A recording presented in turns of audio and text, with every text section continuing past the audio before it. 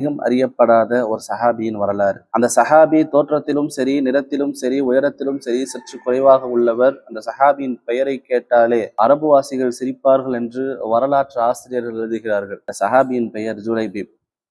ஒரு முறை ஜுலைபீப் அவர்கள் தெருவோரமாக நடந்து கொண்டிருக்கும் பொழுது நபிகள் நாயகம் ஸல்லல்லாஹு அலைஹி வஸல்லம் அவர்கள் பார்க்கிறார்கள். பார்த்த உடனே ஜுலைபீபே நலமாக இருக்கிறீர்களா என்று கேட்கிறார்கள். உடனே ஜுலைபீப் அவர்கள் அல்ஹம்துலில்லாஹ் யா ரசூலல்லாஹ் என்று கூறிய பிறகு நபி அவர்களிடத்திலே வந்து, நபியே, எனக்கு மறு உலகிலாவது திருமணம் நடக்குமா என்று கேட்கிறார்கள். உடனே ரசூல் ஸல்லல்லாஹு அலைஹி வஸல்லம் அவர்கள் கூறினார்கள், ஜுலைபீபே, உனக்கு இவ்வுலகிலும் சரி மறு உலகிலும் சரி சாலிகான மனைவி அமைவார்கள் என்று கூறிய பிறகு ஜுலைபீபை அழைத்து ஒரு சஹாபியின் வீட்டு கதவை தட்டுகிறார்கள். சஹாபியை பார்த்து, நான் பெண் கேட்டு வந்திருக்கிறேன் என்று நபி அவர்கள் கூறியவுடன் சஹாபிக்கு மகிழ்ச்சி தாங்கவில்லை.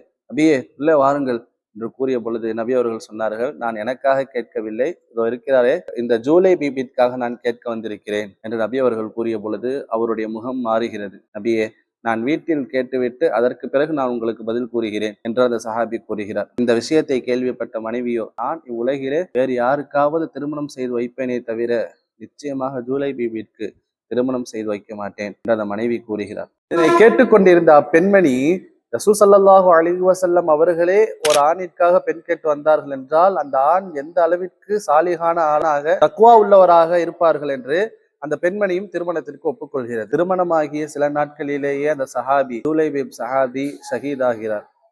இதனை கேள்விப்பட்ட ரசூல் ஸல்லல்லாஹு அலைஹி வஸல்லம் அவர்கள் தேம்பி தேம்பி அழுகிறார்கள். தன்னுடைய கையால் சுமந்து கொண்டு ஜுலைபீபிற்கு ஜனாசா தொழுகை வைக்கிறார்கள். யாரெல்லாம் தொழுதார்கள்? சஹாபாக்கள் மட்டும் தொழவில்லை, மலக்குமார்களும் பல ஆயிரம் மலக்குமார்களும் தொழுதார்கள். இதிலிருந்து நமக்கான படிப்பினை என்னவென்று சொன்னால், இன்றைய காலத்தில் நாம் பார்க்கிறோம், ஒரு ஆணாக இருந்தாலும் சரி, பெண்ணாக இருந்தாலும் சரி, நாம் எப்படி திருமணம் செய்கிறோம்? அவர்கள் அழகாக இருக்கிறார்களா, அவர்கள் பணக்காரராக இருக்கிறார்களா, அவர்கள் தோற்றத்தில் சரியாக இருக்கிறார்களா என்றுதான் நாம் பார்க்கிறோம். இஸ்லாம் அதனை வலியுறுத்தவில்லை. மாறாக அந்த மனிதர் சாலிகானவராக இருக்கிறாரா, தொழுகிறாரா, இறையச்சத்தோடு இருக்கிறாரா என்றுதான் நாம் பார்க்க வேண்டும்.